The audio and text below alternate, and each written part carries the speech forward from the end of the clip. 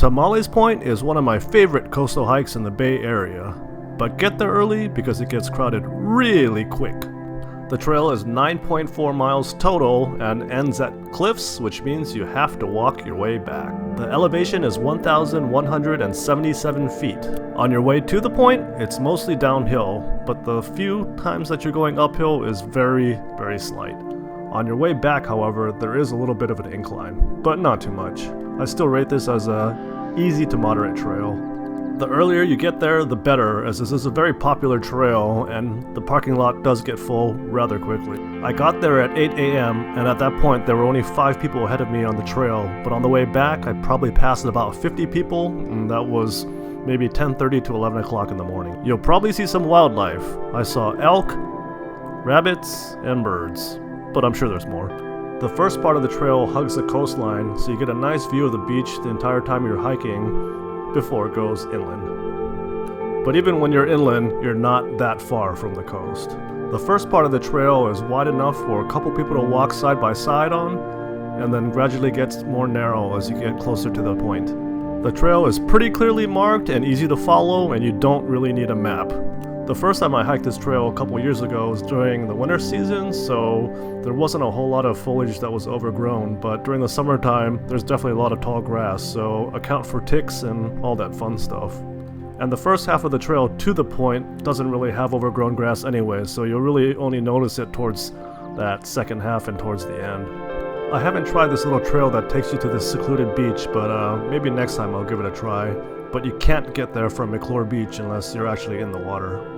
I only saw a handful of elk this time, but the last time I went, I probably saw anywhere between 20 and 40 elk.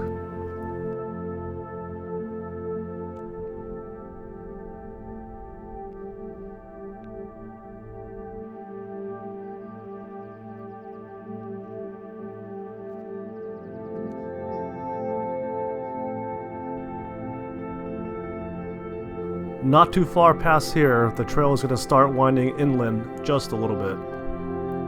I ended up packing 2 liters of water for this hike, but I really ended up only needing close to 1 liter of it. But obviously it'll depend on where you're at as well as the temperature. On this day, the high was about low 80s, so it wasn't that bad. And I did end up drinking most of that 1 liter bottle on the way back just because there was a bit more incline when I was trying to make it back to the parking lot. But again, the incline for this trail is very minimal. During the fall and winter season, you may actually want to pack extra layers of clothing as it can be pretty crisp and chilly in the morning. Surprisingly, I didn't see any trail runners this time, but when I went in the winter the last time, there were quite a few runners. Alright, so what else? This trail took me about 2.5 hours total, but I was kind of jamming, and other than when I was filming, I was hustling on the trail, so I didn't take much time other than filming, and even at the end, I turned around in 5 to 10 minutes. I don't know if this copse of trees is really halfway to the point, but it's a marker for me, and whenever I see that, I know that I'm roughly halfway to the point. So just keep an eye out for this one, because when you go inland, you will circle around that. There's a little water hole. It might be dried up during the summer, but you'll weave past that and back to the coast eventually. After the trees landmark, you'll notice that the trail slowly starts becoming a little bit more loose and sandy.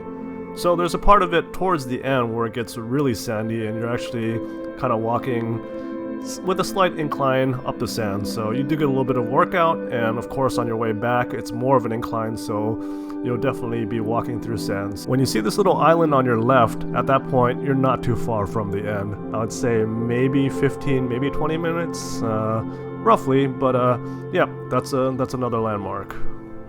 One thing to note, once the trail starts turning into sand, eventually it's going to split off into a couple paths. You can choose any path really, because it all meanders to the same spot eventually, so I wouldn't sweat those details too much. If you go right or if you choose to go to the left, they all lead to the same place. And from here on out, you make it to the end of the cliffs and Tomales Point, and I'll shut up and let you enjoy the scenery.